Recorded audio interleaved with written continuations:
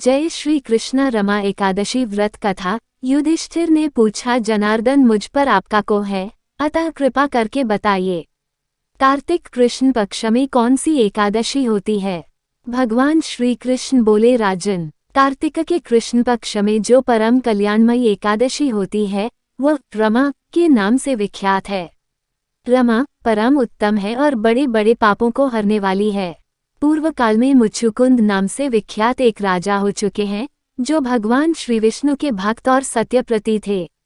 निष्कंटक राज्य का शासन करते हुए उस राजा के यहाँ नदियों में श्रेष्ठ चंद्रभागा कन्या के रूप में उत्पन्न हुई। राजा ने चंद्रसेन कुमार शोभन के साथ उसका विवाह कर दिया।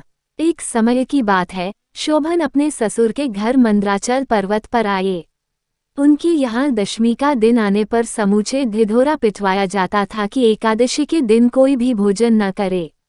डंके की घोषणा सुनकर शोभन ने अपनी प्यारी पत्नी चंद्रभागा से, अब मुझे इस समय क्या करना चाहिए, इसकी शिक्षा दो।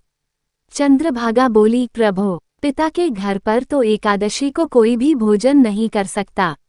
हाथी, घोड़े, हाथियों के बच्चे तथा अन्यान्य पशु भी अन्न, घास तथा जल तृण का आहार नहीं करने पाते, फिर मनुष्य एकादशी के दिन कैसे भोजन कर सकते हैं। प्राणनाथ, यदि आप भोजन करेंगे तो आपकी बड़ी निंदा होगी।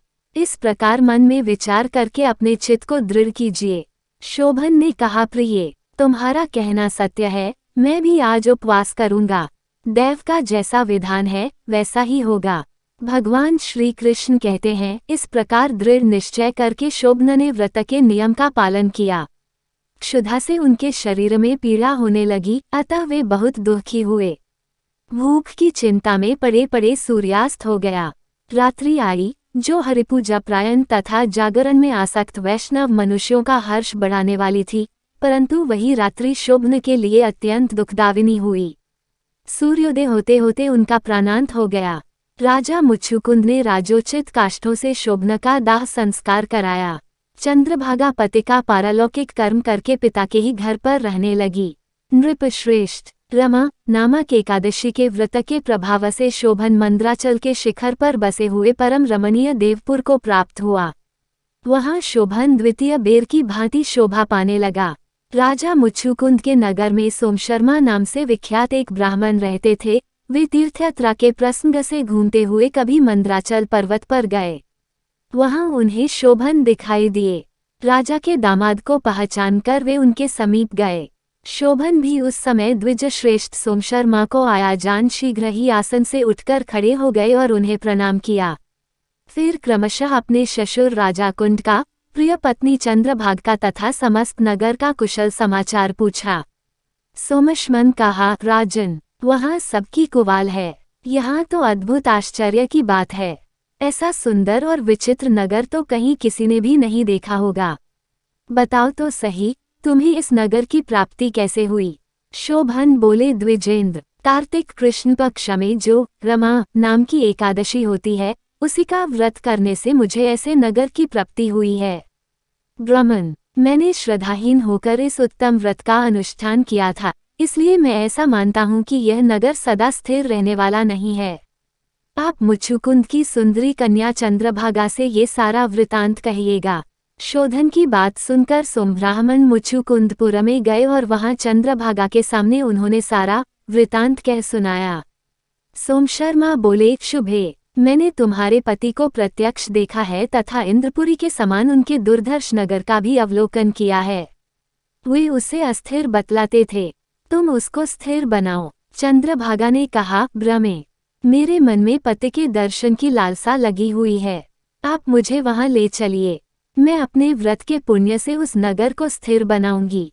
भगवान श्री कृष्ण कहते हैं, राजन, चंद्रभागा की बात सुनकर सोमशर्मा उसे साथ ले मंदराचल पर्वत के निकट वामदेव मुनि के आश्रम पर गए। वहां ऋषि के मंत्र को शक्ति तथा एकादशी सेवन के प्रभाव से चंद्रभागा का शरीर दिव्य हो गया तथा उसने दिव्य गति प्राप्त कर ली। इसके बाद वह पति के समीप गई।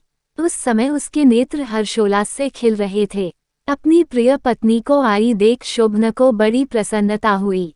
उन्होंने उसे बुलाकर अपने वामभाग में सिंहासन पर बिठाया। तदनंतर चंद्रभागा ने हर्ष में भरकर अपने प्रियम से ये प्रिय वचन कहा, नाथ, मैं हित की बात कहती हूँ, सुनिए। पिता के घर में रहते समय जब मेरी अवस्था 8 वर्ष से अधिक हो गई, तभी से लेकर आज तक मैंने जो एकादशी के व्रत किए हैं और उनसे मेरे भीतर जो पुण्य संचित हुआ है, उसके प्रभाव से यह नगर कल्प के अंत तक स्थिर रहेगा तथा सब प्रकार के मनोवांछित वैभव से समृद्धिशाली होगा। नृपश्रेष्ठ, इस प्रकार रमा व्रत के प्रभाव से चंद्रभागा दिव्य भोग, दिव्य रूप और दिव्य आभरणों से विभूषित हो अपने पति के साथ मंद्राचल के शिखर पर विहार करती है। राजन, मैंने तुम्हारे समक्ष रमा नामक एकादशी का वर्णन किया है। ये चिंतामणि तथा कामधेनु के समान सब मनोरथों को पूर्ण करने वाली है। मैंने दोनों पक्षों के एकादशी व्रत का पापनाशक महात्म्य बताया है। जैसी कृष्ण पक्ष को एकादशी है, वैसी ही शुरू पक्ष की भी है, उनमें भेद नहीं करना चाहिए। जैसे सफेद रंग की गाय हो या काले रंग की, दोनों का दूध एक सा ही होता है, इसी प्रकार दोनों पक्षों की एकादशियों समान फल देने वाली है। मनुष्य एकादशी का महात्म्य सुनता है, वह सब पापों मुक्त ही श्री विष्णुलोक प्रतिष्ठित होता है। धन्यवाद। अगर आपको ये कथा पसंद आई हो तो चैनल को लाइक और सब्सक्राइब करें। जय श्री कृष्णा।